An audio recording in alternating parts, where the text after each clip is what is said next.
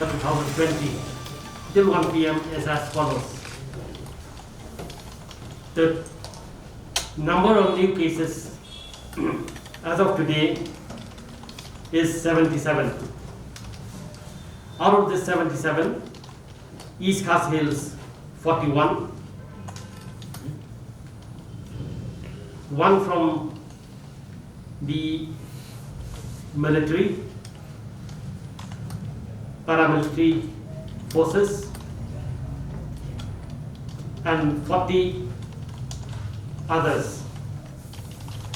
West Garo Hills 6, East Garo Hills 2, BHOI 16, 2 from the military, paramilitary forces, and 14 others.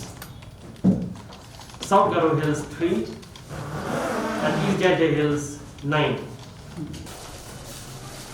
Example looking for test. Mynta Sngi hadu arbaji. Sngi kilong handai tu hajar. South pa Samkulai.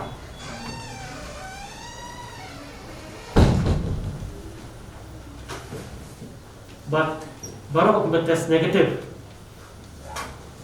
Kilong prak handai hajar sispa beribuat. But test report kita kena up. Hadu arbaji Sngi Mynta Sngi kilong kumba news pa yang pusat. Ibrahim berong siapa kejelah ini. Hadu arbaji Sngi Mynta Sngi kilong live araja kendai spa kendai pusat. To bring up kebaidai bagi kes kebatamai nyum Mynta Sngi kilong ini. Apa East Khas Hills kilong South BHOI. Padahal ini South BHOI ada frage lagi high risk cases. Iway the military of armed forces, paramilitary forces. Iway idei dapo ibadai bawan apek kemuka ILI case kemuka influenza like illness. Idei sari cases.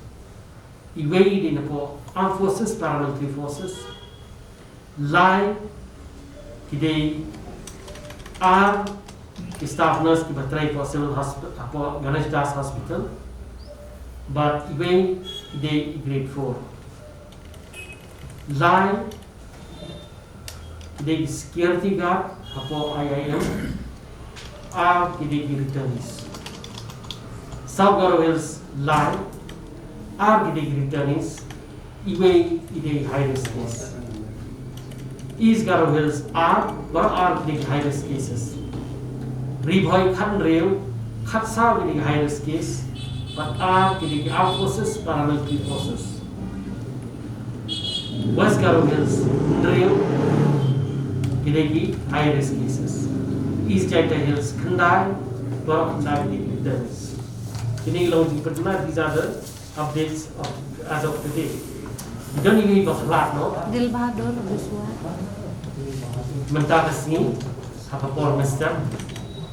If I think that you need Dilbahador Biswa, new for us name Karta, Shenrao. Ilalat boy for emergency job diagrams. Hakashtarik September Arhajar Ako, Hakapor, Kiba line in it instead. Clark Haka Artarik September Arhajar Ako, Hakapor. Perhaps of some mistake. Clark in a type 2 respiratory failure. They burden but COVID-19 pneumonia. But it doesn't get in funk, but Hamslam, the COAD, chronic obstructive airway disease. Today the war was now known and solved.